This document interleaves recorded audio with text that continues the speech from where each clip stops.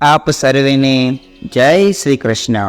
श्रीमद् भागवत महापुराणना 9मा स्कंदना 16मा अध्यायમાં સહસ્ત્રાર્જુને કરેલા જમદગ્નિના નાશ સંબંધી કથા સાંભળી પરશુરામ ભગવાનનું આખ્યાન આપણે સૌએ સાંભળ્યું। આગળ સુખદેવજી મહારાજ પરીક્ષિત રાજાને કહે છે, હે મહારાજ, હવે આપને પુરુરવાના વંશનું વર્ણન કરું છું, ધ્યાનપૂર્વક સાંભળો। પુરુરવાનો મોટો દીકરો આયુ હતો। તેને નાહુક, શત્રુવૃદ્ર, રજી, રંભ અને અનેના 5 પુત્રો થયા। શત્રુવૃદ્ધને સુહોત્ર પુત્ર થયો। સુહોત્રને કાશ્ય, કુશ્ય અને ગુસ્મદ 3 પુત્રો થયા। ગુસ્મદને સુનક, સુનકને સૌનક નામે પુત્ર થયો। કાશ્યને કાશી, કાશીને રાષ્ટ્ર, રાષ્ટ્રને દીર્ઘતમા, દીર્ઘતમાને ધન્વંતરી નામે પુત્ર થયા। ધન્વંતરીને કેતુમાન, કેતુમાનને ભીમરથ, ભીમરથને દિવોદાસ પુત્ર થયો।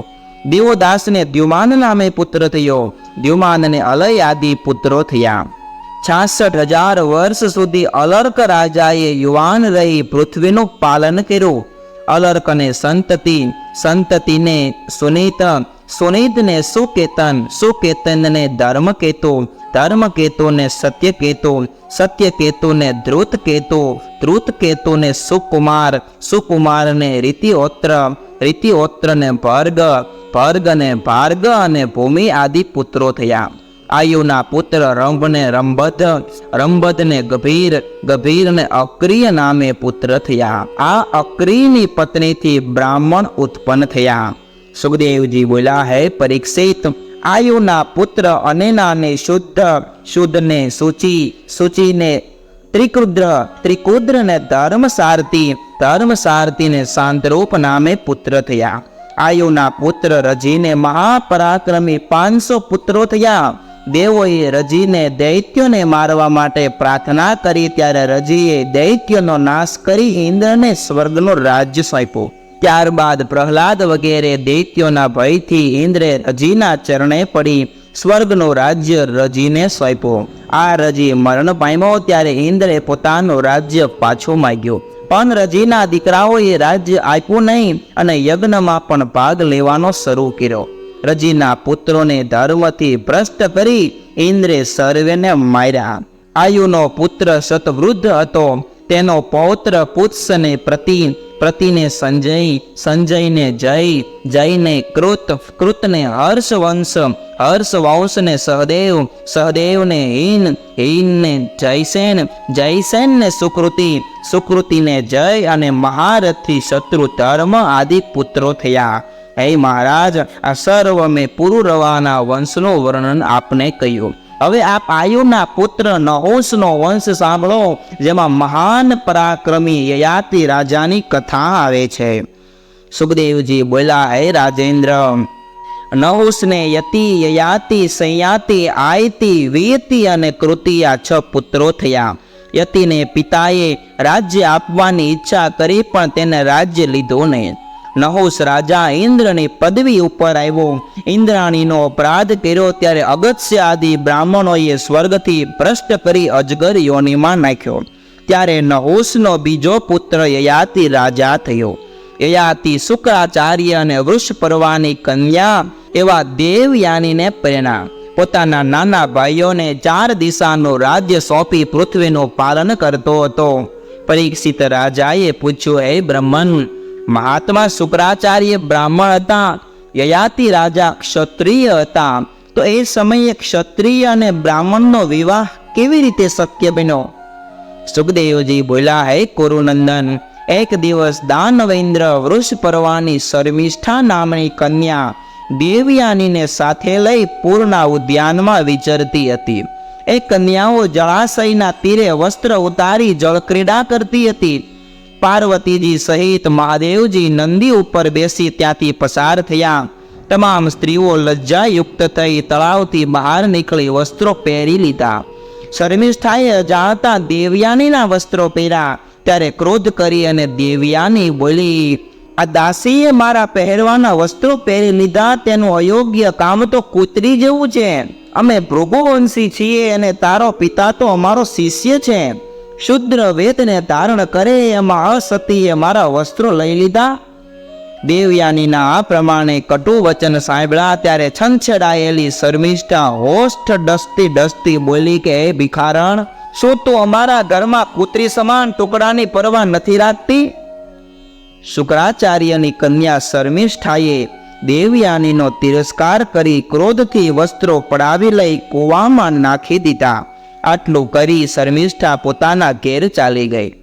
યયાતિ રાજા મૃગલા કરવા માટે દેવ સંયોગે ફરતા ફરત્યા ત્યાં આવી ચડ્યા.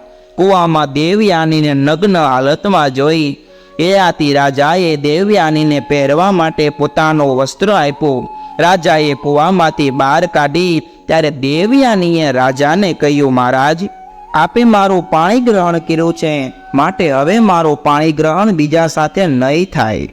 હે મહારાજ, બ્રાહ્મણ સાથે મારું લગ્ન થશે નહીં, કારણ કે બૃહસ્પતિજીના દીકરા કચ્છનો મને શાપ છે. યયાતિએ દેવયાનીના વચનને માન્ય કર્યું. એનું વચન સ્વીકારી યયાતિ રાજા ચાલ્યા ગયા. દેવયાની રોતી રોતી પોતાના પિતા શુક્રાચાર્ય પાસે આવી. શુક્રાચાર્ય રિસાઈને નગર છોડી નીકળી ગયા. ત્યારે શર્મિષ્ઠાએ જે કહેલું તે સર્વ પોતાના પિતાને કહ્યું. વૃષપર્વા શુક્રાચાર્યને પ્રસન્ન કરવા આવ્યા. પોતાનું મસ્તક તેના ચરણમાં મૂક્યું. શુક્રાચાર્યએ પોતાના શિષ્યને કહ્યું, હે રાજા, દેવયાનીની ઈચ્છા પૂર્ણ કરો. વૃષપર્વાએ શુક્રાચાર્યનું કહેવું માન્ય કર્યું. ત્યારે દેવયાની બોલી, મારા પિતા મને જ્યાં આપે અને જ્યાં હું જાઉં ત્યાં શર્મિષ્ઠા પોતાની દાસીઓ સાથે મારી દાસી બનીને મારી પાછળ આવે. આટલી કથા સંભળાવી સુખદેવજી બોલ્યા, હે મહારાજ, પોતાના કુટુંબવાળાને કષ્ટ છે તે જો શુક્રાચાર્ય પ્રસન્ન રહે તો કષ્ટ નિવૃત્ત થાય, નહીં તો નહીં. આમ વિચારી શર્મિષ્ઠા પોતાની 1000 સખીઓ સાથે દાસીની જેમ દેવયાનીની સેવા કરવા લાગી. શુક્રાચાર્યએ પોતાની કન્યા દેવયાની યયાતિ રાજાને પરણાવી અને સાથે શર્મિષ્ઠાને દાસી તરીકે આપી. યયાતિને ભલામણ કરી, મહારાજ, શર્મિષ્ઠાને તમારે કદી પણ શયનમાં લેવી નહીં. છતાં પણ બાણ એક દિવસ યયાતિ રાજા ભૂલ્યા છે. એક વખત શર્મિષ્ઠાએ એકાંત જોઈ ઋતુકાળમાં યયાતિ રાજાને પ્રાર્થના કરી. ત્યારે યયાતિ રાજાને શુક્રાચાર્યનું વચન યાદ હતું, છતાંય સ્ત્રીની ઈચ્છા પૂર્ણ કરવી એ ધર્મ છે. આવો વિચાર કરી રાજાએ તેની સાથે સંગમ કર્યો. દેવયાનીને યદુ અને તુર્વસુ નામના 2 પુત્ર થયા. આ બાજુ વૃષપર્વાની કન્યા શર્મિષ્ઠાને ગુહુ, અનુ અને પુરુ આ 3 દીકરાઓ થયા. શર્મિષ્ઠાને પોતાના પતિથી ગર્ભ રહ્યો જાણી માનવંતી દેવયાની પિતાના ઘેર પાછી ફરી. કામી બનેલો રાજા મનાવવા પાછળ ગયો, પણ મનાવી શક્યો નહીં. આ બાજુ શુક્રાચાર્યને ખબર પડી એટલે ક્રોધ કરી અને કહ્યું, હે કામી, મનુષ્યને વિરૂપ કરનારી એવી વૃદ્ધા અવસ્થા તમને પ્રાપ્ત થાવ. યયાતિ બોલ્યો, બ્રાહ્મણ, આપની કન્યામાં સુખ ભોગ કરવા છતાં આજ સુધી હું તૃપ્ત થયો નથી. માટે પોતાની યુવા અવસ્થા આપવા જે માન્ય કરે તેને હું મારી વૃદ્ધા અવસ્થા આપી શકું અને એમની યુવાન અવસ્થા લઈ શકું, આવું મને કરી આપો. સુખદેવજી બોલ્યા, હે રાજા, શુક્રાચાર્યએ યયાતિની વાત માન્ય રાખી. ત્યારે યયાતિએ પોતાના મોટા પુત્ર યદુને કહ્યું, હે યદુ, તારા નાનાએ આપેલી આ વૃદ્ધા અવસ્થા તું લે અને તારી યુવાન અવસ્થા મને આપ. યદુએ કહ્યું, અધ વચ્ચે તમારી વૃદ્ધા અવસ્થાઓ લેવા માગતો નથી, કારણ કે વિષય સુખ પરિપૂર્ણ જાણ્યા વિના પુરુષની તૃષા મટતી નથી. સુખદેવજી બોલ્યા, હે મહારાજ, યદુએ ચોખ્ખી ના પાડ્યા પછી યયાતિએ પોતાના બીજા દીકરાઓને પૂછ્યું. તમામે ના પાડી. ત્યારબાદ સર્વથી નાના પુરુને કહ્યું. ત્યારે પુરુ બોલ્યો, હે પિતાજી, જેને જન્મ આપ્યો હોય એના ઉપકારનો બદલો કયો દીકરો આપી શકે? જે પિતાની કૃપાથી મોક્ષ મળે છે એ પિતાની આજ્ઞા ઉત્તમ પુત્રો પાળે જ છે ને. અધમ દીકરાઓ આજ્ઞા નથી પાળી શકતા, એ દીકરાઓ પણ વિષ્ટારૂપ છે. પુરુએ પોતાના પિતા પાસેથી તેમની વૃદ્ધાવસ્થા લીધી અને યયાતિ યુવા અવસ્થા પામી યથા યોગ્ય વિષય ભોગ કરવા લાગ્યા. દેવયાની પોતાના પતિને પરમ પ્રીતિ કરતી હતી.